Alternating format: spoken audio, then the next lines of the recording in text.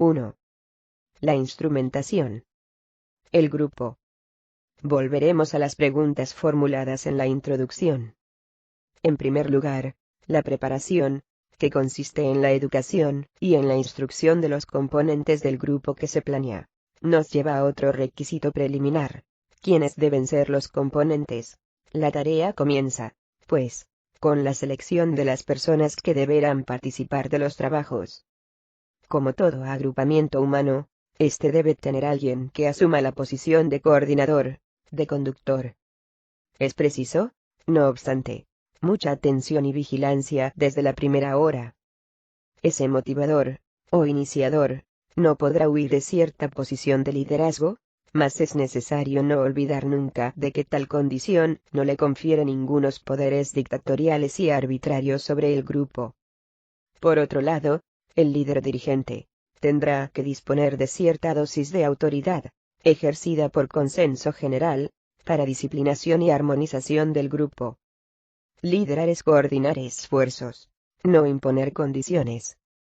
El líder natural y espontáneo es agradable también con naturalidad y espontaneidad, sin declararse tal. Es hasta posible que, en los trabajos preliminares de organización del grupo, surja la sutil facultad de liderazgo en personas en las cuales más inesperadas parecían. En estas condiciones, aquel que inició la idea debe tener grandeza suficiente para reconocer que el otro, que reveló mejores disposiciones, está más indicado para la función que él mismo. En un grupo espírita, todos son de igual importancia. El problema de las rivalidades es tan antiguo como la propia mediumnidad. El apóstol Pablo trata de él, en su notable primera epístola a los Corintios, capítulos 12, 13 y 14, y, específicamente, en los versículos 4 al 30 del capítulo 12. 1. El primer paso, por tanto, que debe dar alguien que pretenda organizar un grupo mediúmnico, es seleccionar las personas que irán a componerlo. Es bueno que esto se haga antes de decidirse qué tipo de trabajo será ejecutado, del que hablaremos más adelante, y quién será incumbido de la dirección de las tareas. Los motivos son de fácil entendimiento. En primer lugar, el problema de liderazgo a que aludimos más arriba es posible que la persona más indicada para dirigir los trabajos no sea aquella que se propone, de inicio, a organizar el grupo, cumpliéndole probar, en el transcurrir de las gestiones preparatorias, la fuerza tranquila y segura de su personalidad. En segundo lugar, el grupo será la suma de los componentes, dispondrá de las fuerzas de cada uno, y tendrá como puntos débiles las flaquezas de sus participantes.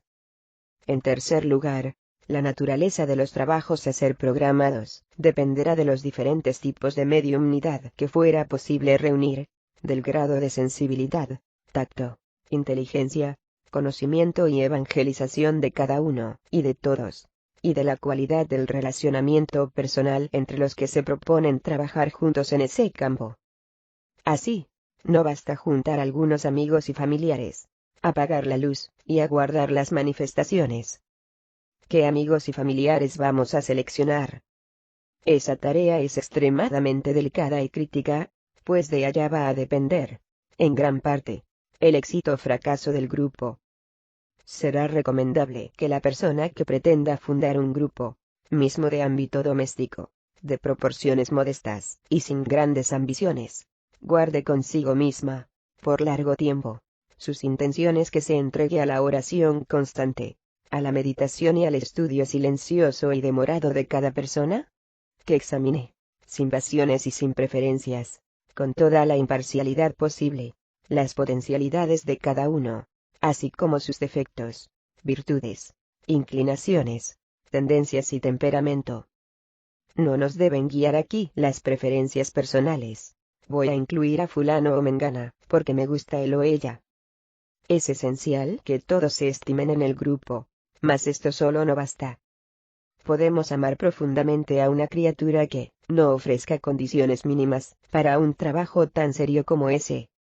Es claro, por otro lado, que no es aconsejable incluir a aquellos que, felizmente, ofrezcan otras condiciones favorables, se coloquen en la posición de adversarios y críticos demoledores de cualquier otro componente del grupo.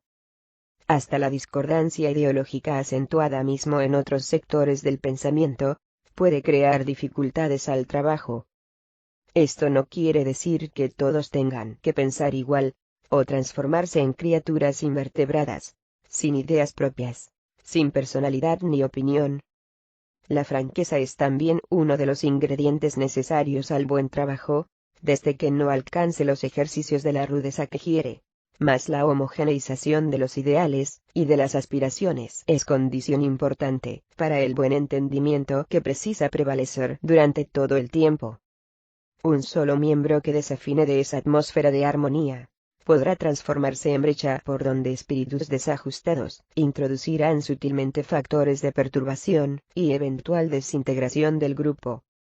Es preciso entender, desde el inicio, que los componentes encarnados de un grupo son apenas la parte visible.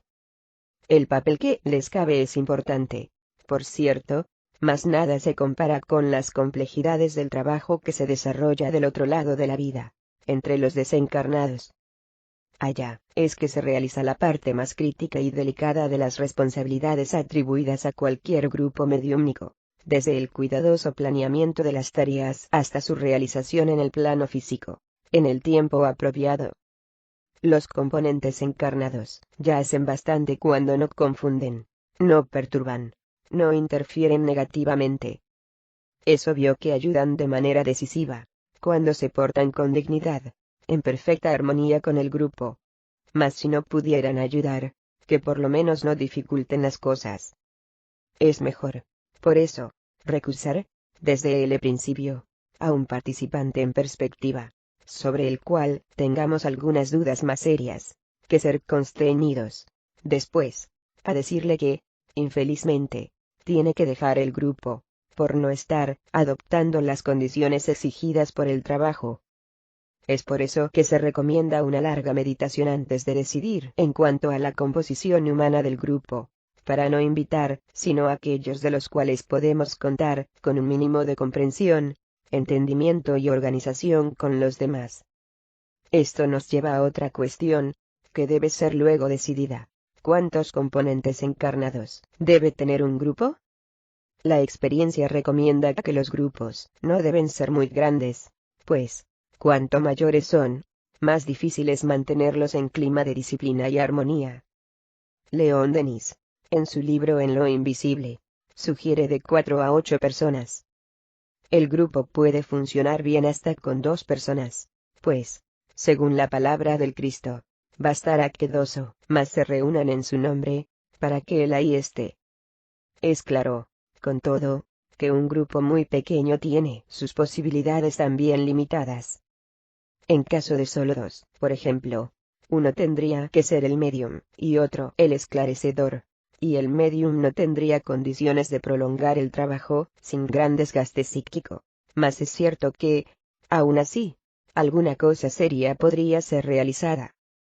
Por encima de los 8 componentes sugeridos por Denis, se va haciendo más difícil la tarea, no solo del dirigente encarnado del grupo, sino también de sus orientadores invisibles, porque el equipo se vuelve más heterogéneo, el pensamiento divaga, se quiebra con frecuencia el esfuerzo de concentración, y el perjuicio es real para la tarea.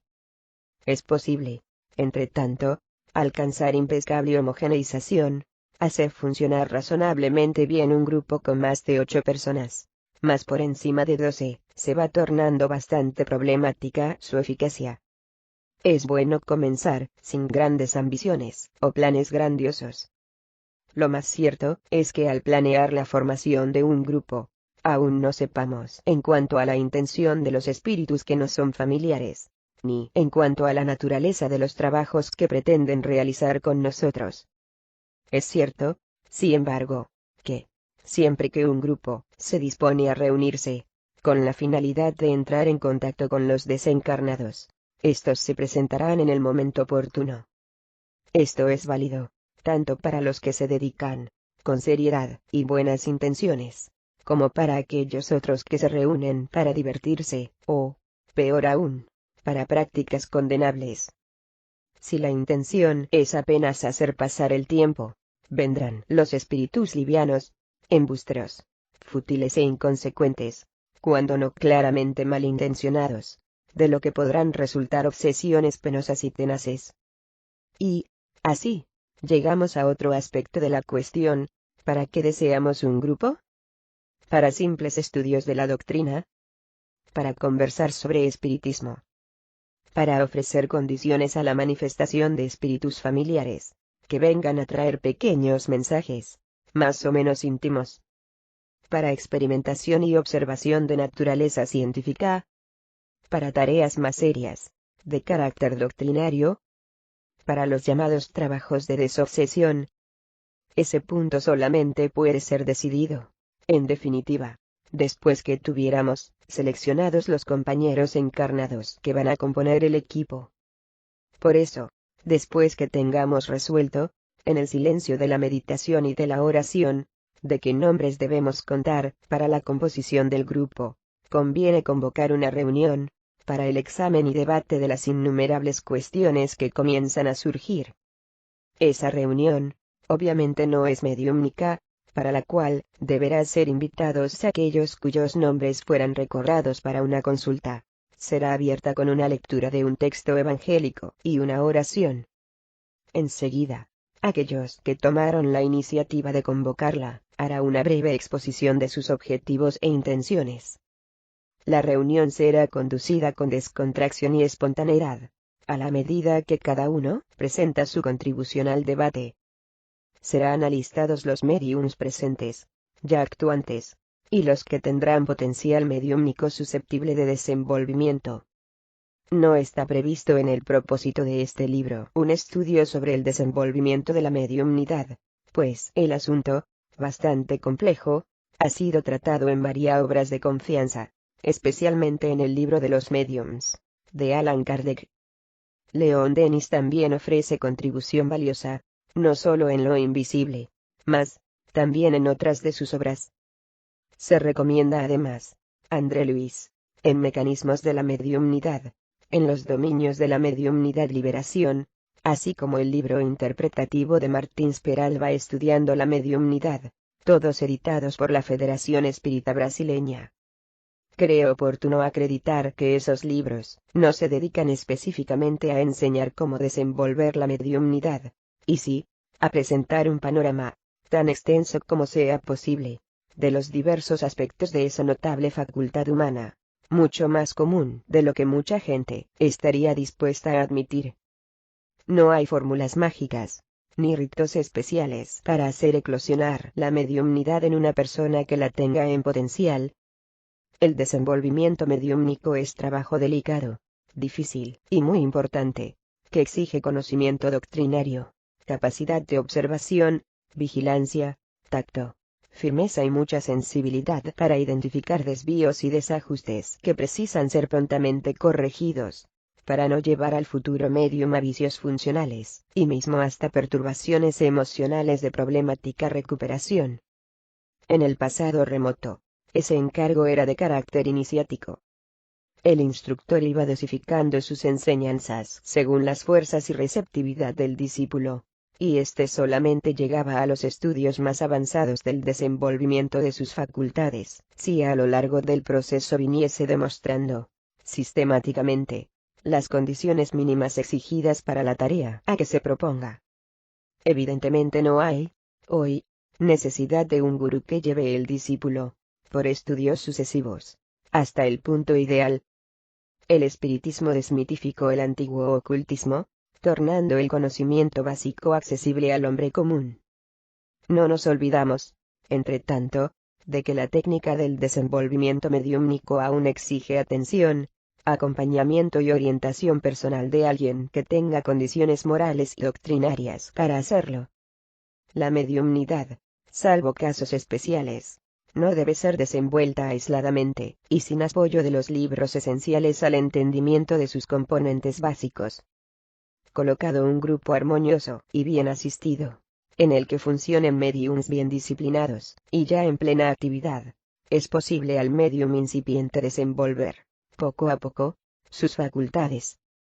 El dirigente del grupo debe mantenerse atento a esa posibilidad.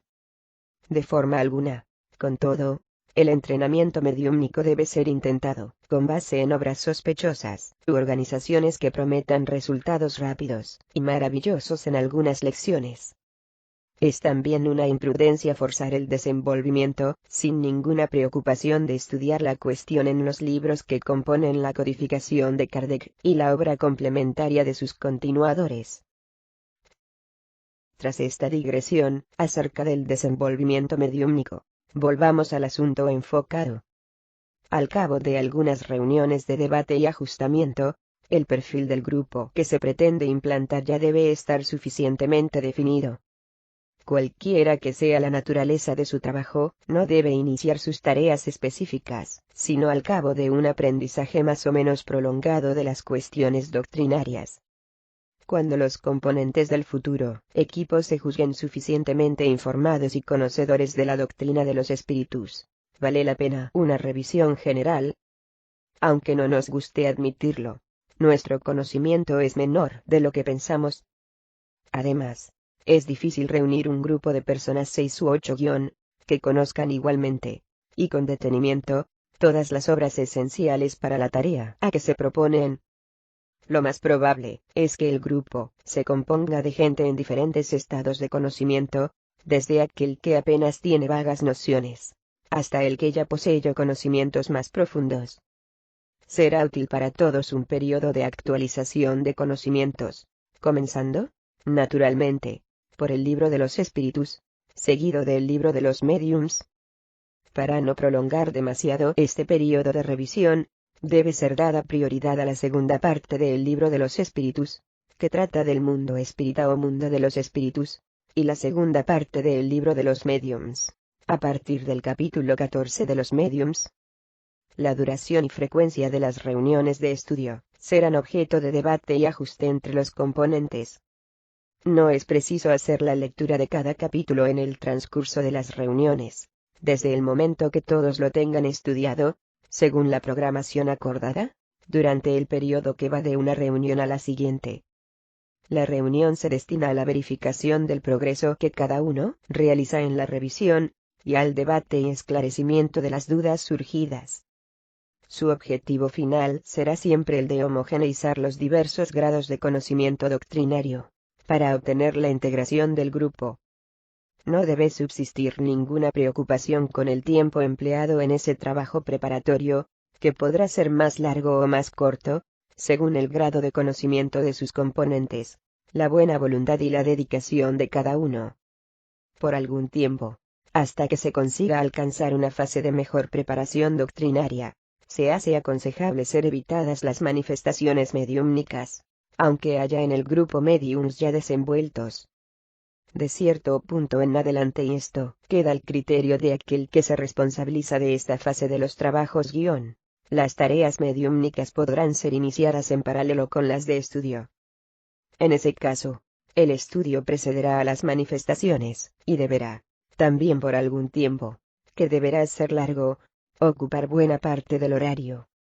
Nunca está de más enfatizar la importancia y utilidad de esta fase preparatoria, pues no solo los encarnados se benefician de ella, sino también los desencarnados que, ciertamente, comenzarán a ser traídos por los benefactores espirituales, para aprovechar las enseñanzas suministradas.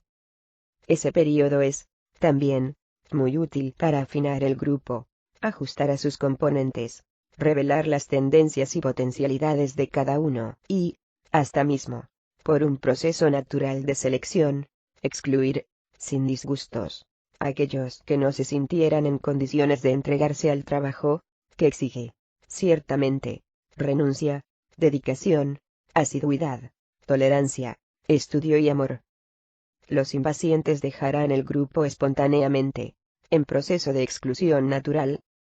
No es que sean impuros por favor, mas por ser mejor que abandonen la tarea por la mitad, que insistir en quedar, en perjuicio de los resultados. En el primer caso, estarían perjudicándose solo a sí mismos. En el segundo, sacrificarían a todo el conjunto. Tal vez en otra oportunidad, más adelante, resuelvan dedicarse con mayor entusiasmo y firmeza. Tareas como esas no pueden ser impuestas, ni forzadas.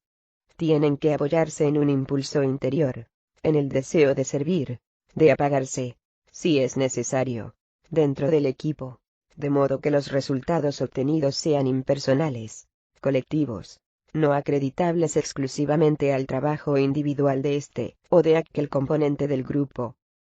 Quien no estuviera dispuesto a aceptar esas condiciones no está preparado para el trabajo. A esa altura, por tanto, el grupo ya deberá estar con su perfil suficientemente nítido. Ya se sabe cuáles son los que lo componen, cuáles son los mediums, quién se reveló con mejores condiciones de liderazgo y tacto en la conducción del equipo, y cuál es la naturaleza del trabajo al que éste debe dedicarse, así como la duración y frecuencia de las reuniones, sobre lo que hablaremos, también, en otro punto de este libro. Es, entonces, llegado el momento de especificar la finalidad y los objetivos del grupo. La primera gran división consiste en saber si el grupo va a dedicarse solo a estudios o a trabajos experimentales. No es que una cosa excluya a otra, mas la definición es importante porque, como decían los antiguos, quien navega sin destino no sabe dónde va. La naturaleza del trabajo puede variar bastante, según los intereses e inclinaciones de sus componentes, especialmente de aquellos que se dedican a la organización del equipo. Es posible que solo deseen la experimentación de carácter puramente científico, con énfasis en la fenomenología, lo que sería una tarea casi de laboratorio. No hay mucho que decir aquí sobre este aspecto, dado que el asunto escapa a mi área de competencia y experiencia. Algunos grupos, desinteresados del aspecto práctico, pueden ser constituidos solo para el estudio teórico de la doctrina. También son válidos, está claro. Otros pueden combinar el estudio práctico con la experimentación científica o mediúmnica. Este libro está más girado para esta última opción, y es sobre ella que nos fijaremos. Supongamos, pues, que el grupo se decida por el trabajo de desobsesión. Volvamos a la imagen del hijo. Ya decidimos que deseamos el trabajo, ya nos convencimos, tras algún tiempo de estudio teórico, de que estamos preparados para él. Estamos igualmente dispuestos para el sacrificio y las renuncias que el trabajo impone. La tarea precisa ser desenvuelta con mucha asiduidad y continuidad ininterrumpida. No siempre estaremos físicamente dispuestos a ella, en virtud del cansancio, de las luchas naturales de la vida diaria, del desgaste y de las tensiones provocados por la actividad profesional, de los inconvenientes oriundos de pequeñas indisposiciones orgánicas. El día destinado a la reunión exige renuncias diversas, pequeñas, mas a las cuales no siempre estamos acostumbrados. Moderación y vigilancia, por ejemplo.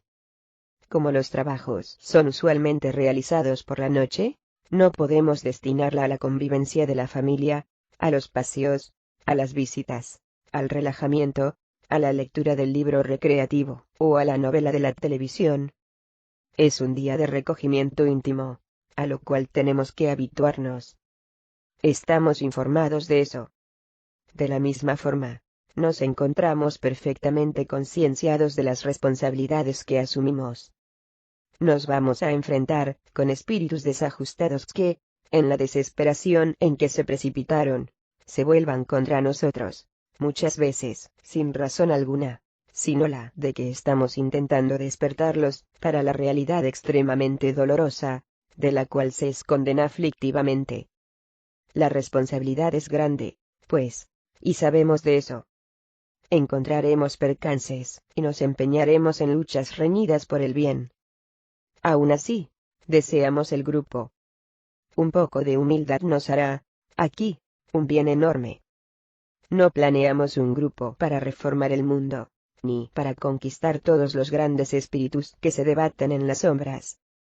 Habremos de prepararnos apenas para nuestra pequeña ofrenda.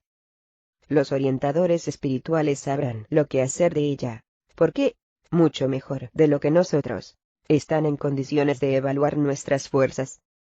El planeamiento es realizado en el mundo espiritual. A nosotros, encarnados, cabrá ejecutarlo, dentro de nuestras limitaciones. De todo esto estamos conscientes. todo esto aceptamos. Resta el compromiso del amor fraterno, que no puede ser parcial, condicionado, a medio corazón, reservado. Tiene que ser total. Comienza con la relación entre los componentes del grupo, que precisa apoyarse en el perfecto entrelazamiento emocional de todos, para lo que, obviamente, es indispensable que todos se estimen y se respeten. Sin eso, impracticable sería donar el amor que necesitan los hermanos desencarnados que nos procurarán, movidos por la esperanza secreta de que los conquistemos para las alegrías del amor fraterno. Es en esa oportunidad, que se renovará en todos los encuentros, que pondremos en práctica aquella sabia enseñanza de Jesús, que nos recomienda amar a nuestros enemigos. Muchos espíritus, en doloroso estado de desajuste emocional, se presentarán, delante de nosotros, como verdaderos enemigos, irritados, agresivos, hablar con violencia en alta voz, indignados con nuestra interferencia en sus quehaceres. Sin aquel amor incondicional que nos recomendaba el Cristo, ¿cómo iremos a ofrecerles la seguridad de la comprensión y de la tolerancia de que tanto necesitan? Están resueltas, por tanto, las preliminares. Tenemos el grupo formado, y ya definimos sus objetivos. La próxima cuestión que se plantea es, ¿dónde y cuándo reunirlo? Consideremos primero la segunda parte. La frecuencia a las reuniones es usualmente de una vez por semana, por la noche. Difícilmente un grupo tendrá condiciones de reunirse regularmente, durante varios años, más de una vez por semana. Todos, o casi todos sus componentes tienen compromisos sociales, familiares, y hasta profesionales, que tornan impracticables reuniones más frecuentes. La noche es escogida justamente porque, a partir de cierta hora, están todos con las tareas del día concluidas. Una buena sugestión sería reservar, para los trabajos mediúmnicos, los lunes, a partir de las 20 horas, o 20,30 horas, con una duración máxima de 2 horas. Justifiquemos por qué escogemos el lunes. Es porque el lunes, sucede al reposo más largo del fin de semana, cuando ya tuvimos la oportunidad de rehacernos del cansancio de los días de actividad, tanto profesional como del propio grupo. Esto es especialmente válido para los médiums, en los cuales el desgaste psíquico es siempre grande en los días en que actúan. El otro aspecto de la cuestión es respecto al local. Las sesiones pueden ser realizadas en casa o conviene buscar otro lugar, de preferencia un centro, comodidades especiales.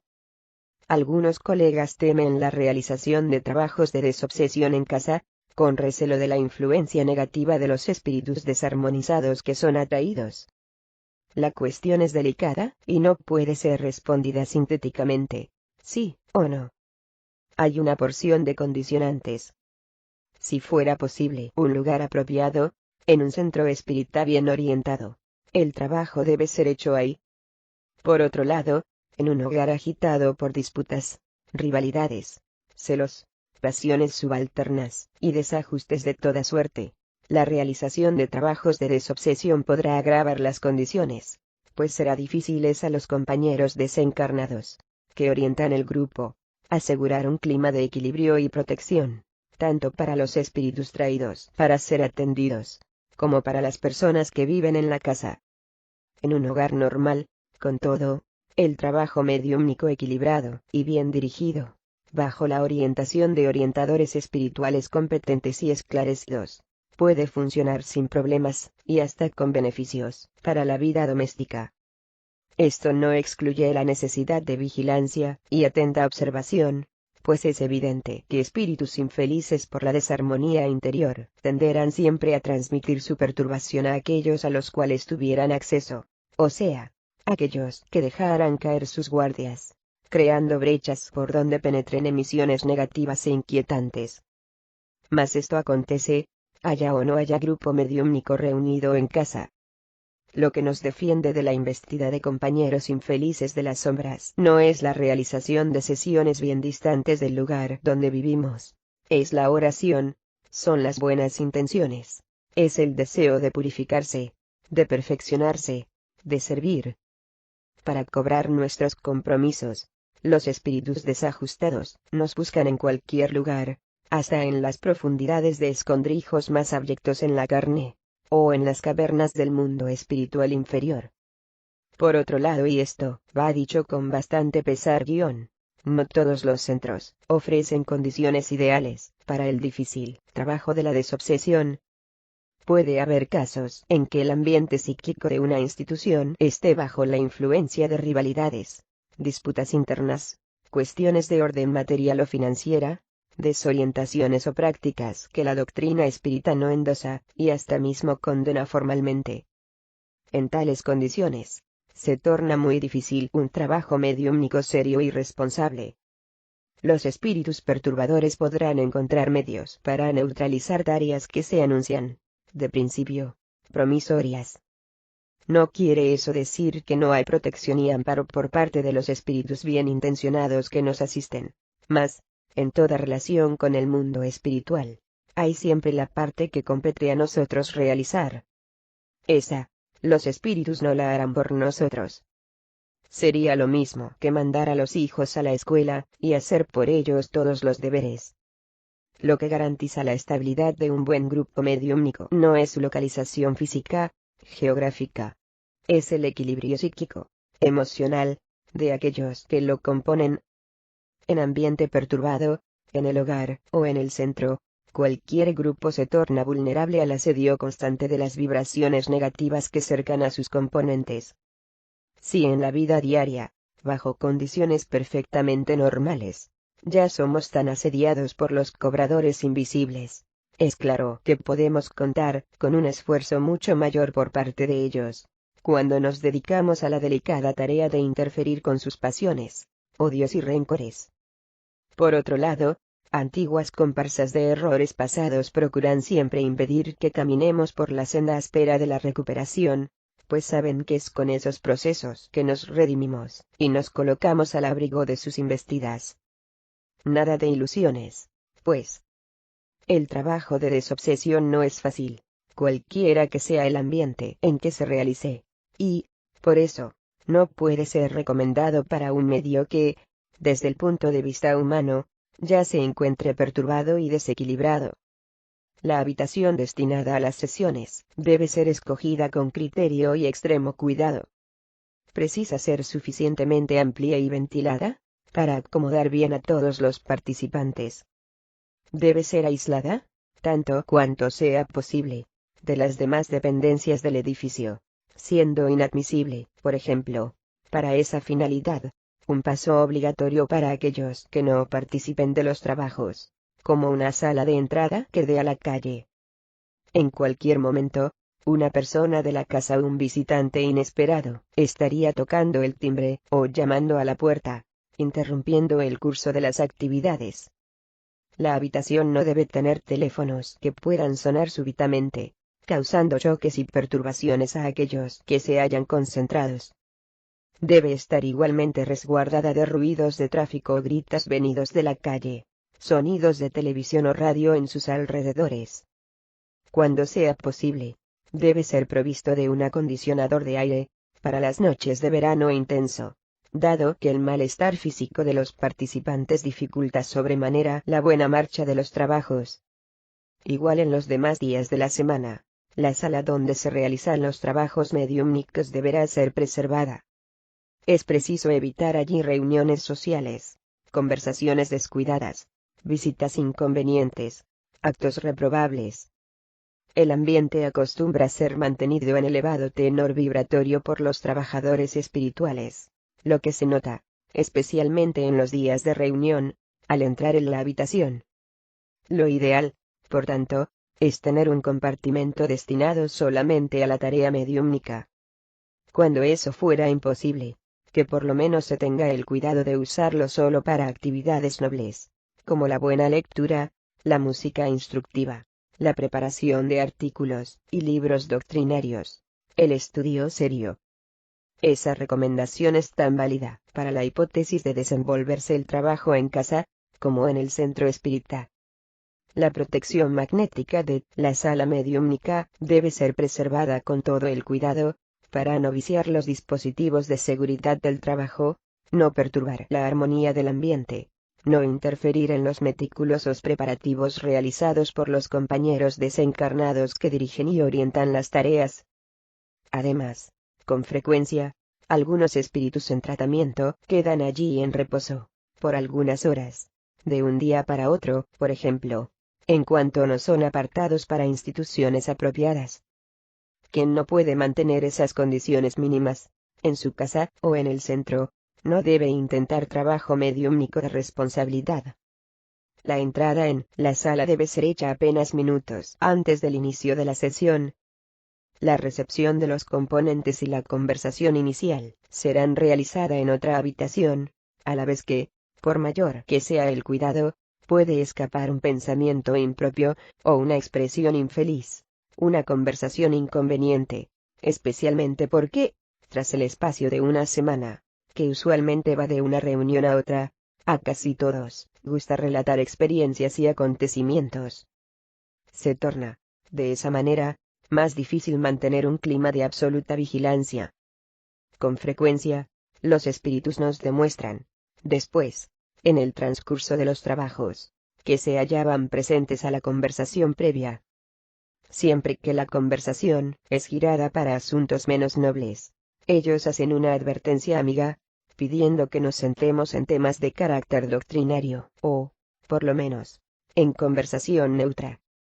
¿Quiere esto decir que son proscritos de esas conversaciones previas, por motivos más que obvios, los comentarios sobre el crimen de la semana, sobre el último casamiento del protagonista de la novela, el chisme del día, o la derrota de nuestro equipo de fútbol? En lugar de esos asuntos, que dejaremos para las frívolas reuniones sociales, la temática puede perfectamente girar en torno de cuestiones doctrinarias. Una buena sugestión es la de recapitular la semana en aquello que puede contribuir para ayudar al desenvolvimiento del trabajo. Frecuentemente, los médiums y otros participantes tienen sueños, reciben intuiciones o pequeños avisos y consejos de espíritus amigos, o tienden a relatar contactos mantenidos, en desdoblamiento, con mentores del grupo, o con los compañeros que están siendo tratados, o que también vienen a manifestarse. Esa técnica se desenvuelve con el tiempo. Después que todos los componentes del grupo fueron alertados para sus posibilidades y ventajas, pasan a observar con mayor atención los acontecimientos, y a anotar sueños, intuiciones y recados del mundo espiritual.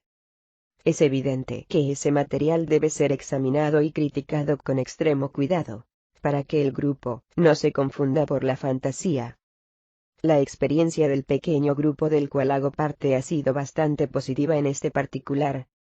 De modo general, los sueños, que son verdaderos desdoblamientos, traen informaciones valiosas, que los espíritus en tratamiento posteriormente confirman, en el transcurso del diálogo mantenido con el esclarecedor.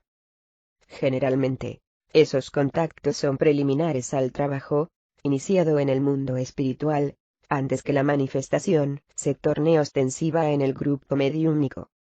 El tema es tratado más ampliamente en otro punto de este libro. Minutos antes de iniciar la sesión, todos se dirigirán, en silencio, al cuarto destinado a los trabajos, y se sentarán en torno de la mesa. Cesarán, a esa altura, todas las conversaciones. Se tranquilizan las mentes, tranquilizándose los corazones, desligándose de las preocupaciones del día, relajando los músculos, y todos se predisponen al trabajo. A esa altura, la sala ya está preparada por los responsables espirituales. El grupo del cual hago parte, uno de los médiums vio, más tarde, después de acostado en su cama, en retrospección, toda la sesión, desde la preparación de la sala. En este caso, el cuarto destinado a las reuniones queda completamente aislado del resto de la casa, teniendo acceso solo por un pasillo externo. Cerca de 2 horas antes, la sala está preparada físicamente para la reunión, mesa y sillas en posición, el agua destinada a la fluidificación, los libros que contienen los textos destinados a la lectura, material para eventual psicografía, papel, lápiz, plumas estilográficas, El cuaderno de oraciones. El grabador con la cinta ya en posición para captar el mensaje final de los mentores del grupo. Una pequeña luz indirecta, preferentemente de color, pues la luz blanca es perjudicial a ciertos fenómenos mediúmnicos. Se sugiere el color bermejo. Después de todos esos preparativos, los trabajadores del mundo espiritual, según vio nuestro medium, en retrospectiva, inspeccionan el cuarto, dando vueltas en torno de la mesa, y providenciando, para que fuesen establecidas ciertas ligaciones con el plano superior, a través de aparatos e hilos luminosos que se prendían a la silla de cada miembro. Esta es la razón por la cual cada uno debe tener su lugar fijo en torno de la mesa, una vez que los dispositivos ligados a las sillas se destinan a facilitar el trabajo, atendiendo a características específicas de sus mediumnidades, así como a las condiciones del espíritu que será triado para el tratamiento. Otra recomendación, que parece útil, a esta altura, también con relación a la distribución del personal en torno de la mesa, siempre que sea posible, el dirigente debe sentarse, de forma a quedar al lado de los mediums, y no, cara a cara. Este consejo es dictado para la buena técnica de las reuniones profanas, que recomiendan que dos o más personas, que van a debatir un asunto, no debe enfrentarse para no exacerbar el antagonismo. La razón es puramente subjetiva y psicológica. Es más fácil, a cualquiera de nosotros, alcanzar un entendimiento con una persona a nuestro lado, a que ella estuviese exactamente delante de nosotros. La posición frente a frente parece levantar en nosotros los residuos y los depósitos acumulados por milenios en que nos enfrentábamos a nuestros adversarios en luchas por la supervivencia. En el caso de las sesiones mediúmnicas, el objetivo no es disputar una pelea a vida o muerte, más dialogar amistosamente con un espíritu en estado de confusión y desespero, que deseamos despertar para una realidad que él rechaza tenazmente aceptar. Si oponemos a su agresividad la nuestra, nada conseguiremos. Todo debe ser hecho, pues, para eliminar cualquier impedimento que pueda existir entre el comunicante y el esclarecedor. Antes de proseguir, hagamos una revisión general en la sala. Los muebles están en posición correcta y los lugares predeterminados. Todos deben ocupar los asientos en silencio, sin hacer ruidos, y arrastrar las sillas. Si hay trabajos de psicografía, el material correspondiente debe hallar sobre la mesa papel en hojas sueltas, varios lapiceros y estilográficas, en un vaso u otro recipiente apropiado. Si los trabajos fuesen mixtos, o sea, de psicografía e incorporación, conviene que el material no esté al alcance de los mediums de incorporación, pues un espíritu más turbulento puede, en un gesto brusco, tirar los objetos al suelo. Si hay psicografía, quien esté del lado del medium debe estar preparado para retirar las hojas, a la medida que son escritas. El cuaderno de oraciones se destina a recibir el nombre de los encarnados y desencarnados para los cuales deseamos solicitar ayuda espiritual. Los nombres deben ser escritos antes de comenzar la sesión, siempre en silencio sin comentarios. Puede ser adoptado el proceso de indicar con una pequeña señal, en forma de cruz, los nombres de las personas desencarnadas. A la hora de la oración, mentalizados por los interesados. Allá está, igualmente, sobre la mesa, el libro que contiene el material de lectura preparatoria, generalmente una obra mediúmnica de Emmanuel Viñadeluz, Pan Nuestro, Fuente Viva, o por otro autor de la preferencia del grupo. El agua destinada a ser fluidificada debe estar en un jarro de vidrio, junto con pequeños vasos, de preferencia al lado de la mesa, para que, en un movimiento más violento, no sean tirados al suelo. No conviene que el agua esté helada. Un amigo espiritual nos dijo, cierta vez, que el agua a la temperatura normal del ambiente se prestaba más fácilmente a la fluidificación o magnetización. En cuanto al grabador del sonido, debe estar preparado para entrar en acción con el mínimo de operaciones y ruidos. La cinta en posición, el micrófono ya anteriormente colocado, de preferencia puesto sobre un mueble al lado de la mesa principal. Si se emite luz intensa de una lámpara, esta debe ser cubierta con un objeto opaco. en el momento oportuno bastará dar comienzo. Es conveniente, para que quede constancia, grabar la fecha de la sesión. En el grupo que frecuentamos, el grabador es reservado para el mensaje final, usualmente transmitido después de atender a los compañeros necesitados. Esos mensajes acumulados a lo largo del tiempo, constituirán precioso depósito de enseñanzas y de experiencias en el trato con los problemas del mundo espiritual, que deben ser preservadas para referencia futura. Todos se encuentran, así, dispuestos. Las sugestiones ofrecidas a seguir no son, obviamente, de mandato, pues cada grupo acaba por encontrar su dinámica propia, dentro del derrotero más o menos común de ese tipo de trabajo. Proponemos, aquí, un camino típico, que puede, evidentemente, sufrir variaciones, a criterio de cada grupo. Tras estar todos acomodados, y en silencio, es hecha la lectura del texto del día, generalmente, en secuencia, o sea, uno para cada sesión. La fecha de la sesión deberá ser anotada al pie de la página. Algunos grupos acostumbran comentar el texto leído. Tales comentarios no deben ser muy largos, ni elaborados, ni guardar tono oratorio, serán sinceros, y sin retórica pomposa.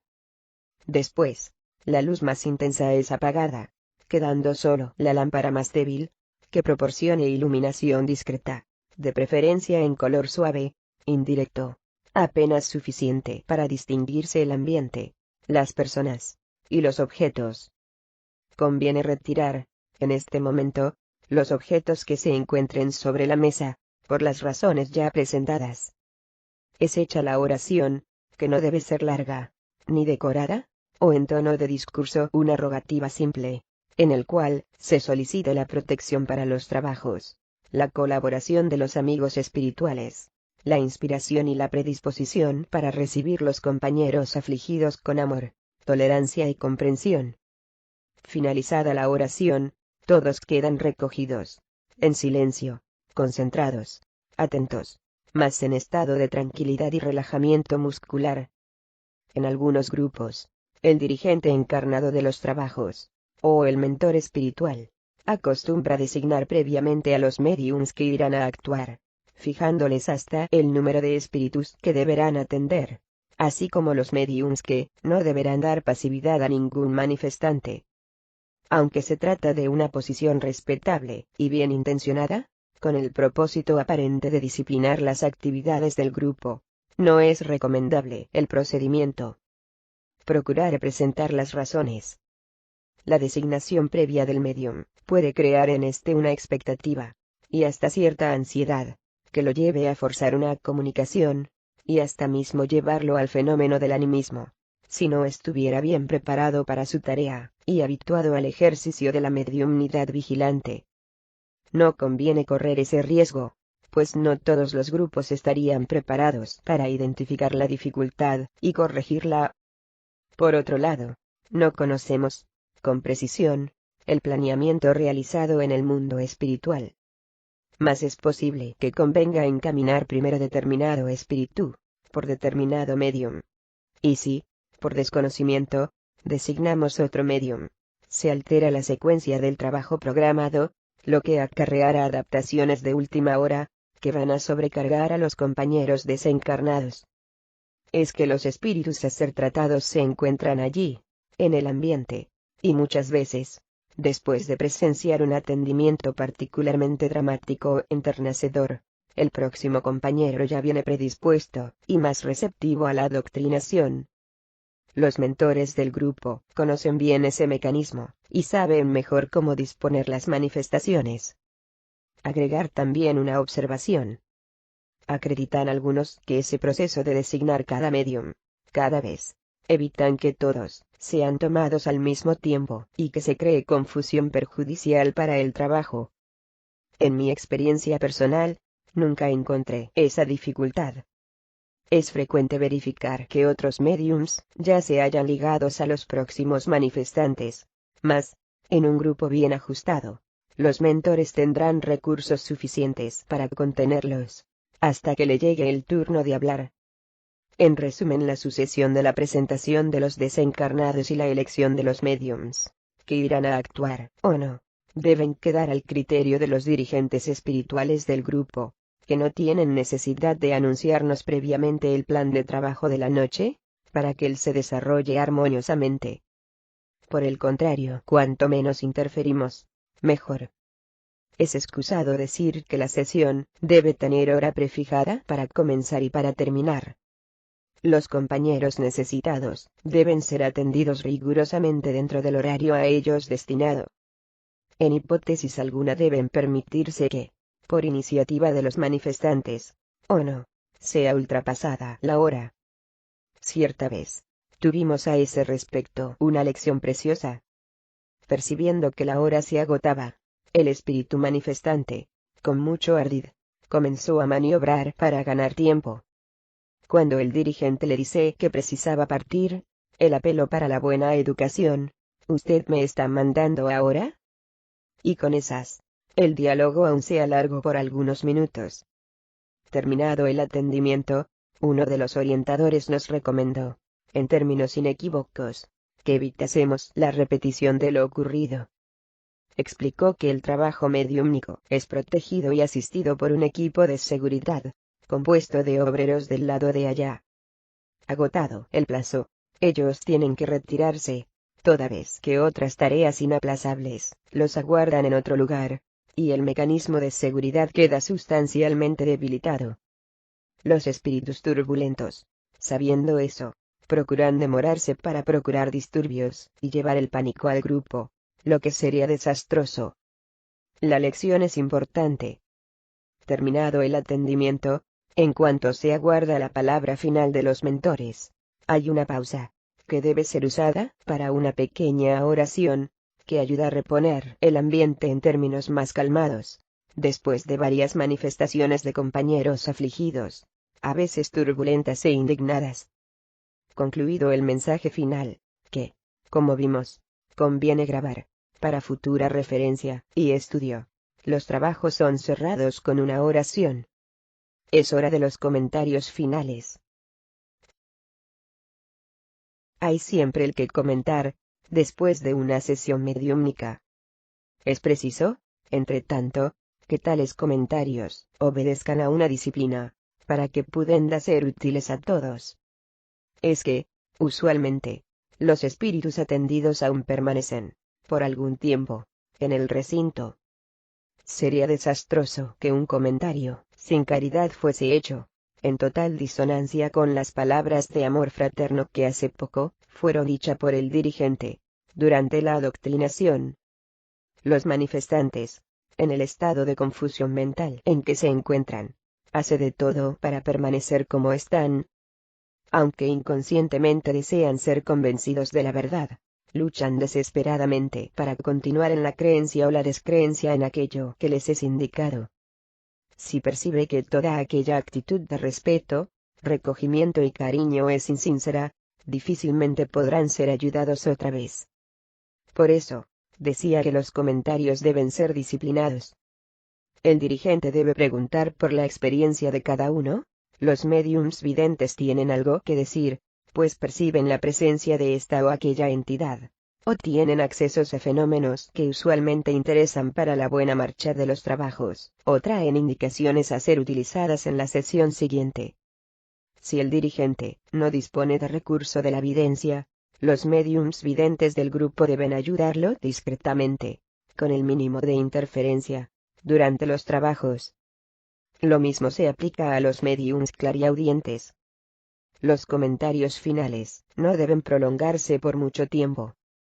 Generalmente, al terminar la sesión, es tarde, y los componentes del grupo, especialmente los que viven lejos, precisan retirarse, pues el trabajo los esperan por la mañana del día siguiente, con sus luchas y cansancios.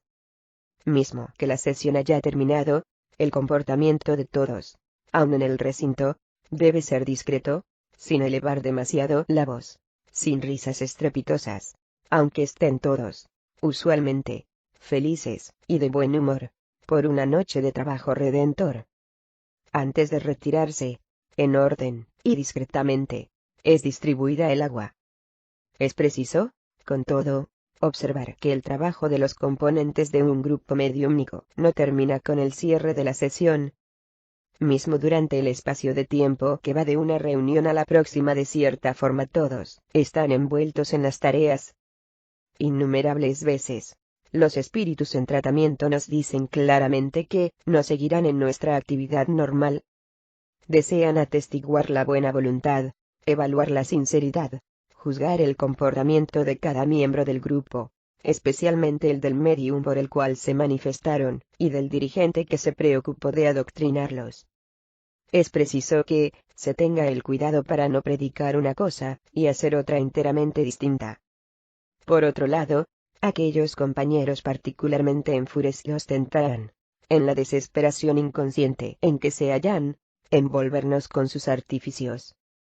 Sí, en el transcurso de la semana, ofrecemos brechas causadas por impulsos de cólera, de maledicencia, de intolerancia, de invigilancia, en fin, estaremos admitiendo, en la intimidad del ser, emanaciones negativas que los compañeros infelices están siempre prontos a emitir contra nosotros, en la esperanza de neutralizarnos, para que puedan continuar en el libre ejercicio de sus pasiones y desvaríos.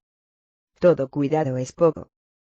En los momentos en que sentimos que vamos a flaquear, se recomienda una parada para pensar en una pequeña oración, cualquiera que sea el lugar donde nos encontremos. Los hermanos desesperados ciertamente nos cobrarán, en el próximo encuentro, las flaquezas que consiguieron identificar en nosotros. Es claro que no nos podemos colocar como seres purísimos y redimidos, incapaces de errar. Estaremos, así, preparados para una interpelación, pues ellos lo harán, ciertamente. Cierto espíritu, en gran estado de excitación desencarnación reciente, en circunstancias trágicas, me pidió que hablase con su madre, que yo conocía. Aunque yo no se lo había prometido, pues no tenía aún nada que decir a la pobre señora, el espíritu me lo cobró luego en la sesión siguiente. Usted no habló con mi madre. Le respondí que no tenía todavía una palabra tranquilizadora para decirle a ella, y no podía, evidentemente, hablar del verdadero estado de aflicción en que se encontraba él. Otro me dice, al cabo de una semana particularmente angustiosa para mí, en virtud de la terrible presión de problemas humanos, que nada tenían que ver con el trabajo mediúmnico, esta semana yo casi te pegué, aún te pego. Es oportuno colocar, aquí, un argumento muy válido, en favor de la continuidad de los trabajos y de la asiduidad de los médiums. Como no ignoran, aquellos que cuidan de esos problemas, los mentores espirituales escogen, para cada manifestante, el medium que le sea más indicado por las características de la mediumnidad, o por la naturaleza del trabajo a ser realizado. Hecha la ligación, el espíritu, al volver, en consecutivas veces, vendrá usualmente por el mismo medium. Si el medium falta, el trabajo junto al sufriente queda como en expectativa, aguardando la próxima oportunidad. Así, al no ser por motivos muy fuertes y justificados, la asiduidad de los mediums y la continuidad del trabajo son vitales a su buen rendimiento. Aún una sugestión. Es siempre útil que alguien se ocupe de anotar, en un cuaderno, un resumen del trabajo realizado en cada reunión. Esto no es, con todo, un acta, a no ser que la sesión sea de investigación. Cuando se trata de tarea de desobsesión, no es preciso ir a esos rigores. La práctica de reproducir sumariamente los principales aspectos de cada manifestación se reveló siempre de gran alcance, no apenas en la conducción de los trabajos, mas también, para el aprendizaje constante que representan las tareas mediúmnicas. Anótese la fecha, y, si se quiere, el número de orden de la sesión, para referencia. Descríbase cada manifestación, y hágase un resumen del diálogo mantenido con el espíritu. Si la comunicación final fuera grabada, basta una referencia identificativa. Esa tarea debe caber, de preferencia, al dirigente o a alguna persona que se mantenga lúcida, sin trance mediúmnico durante toda la sesión. Se sugiere, como modelo, la serie de libros publicados por la Federación Espírita Brasileña, bajo el título Trabajos del Grupo Ismael, preparados con extremo cuidado y competencia por el Dr. Guillón Ribeiro. Lamentablemente, esos libros se hallan, hoy, agotados. Más bibliotecas especializadas disponen de ejemplares, para consulta.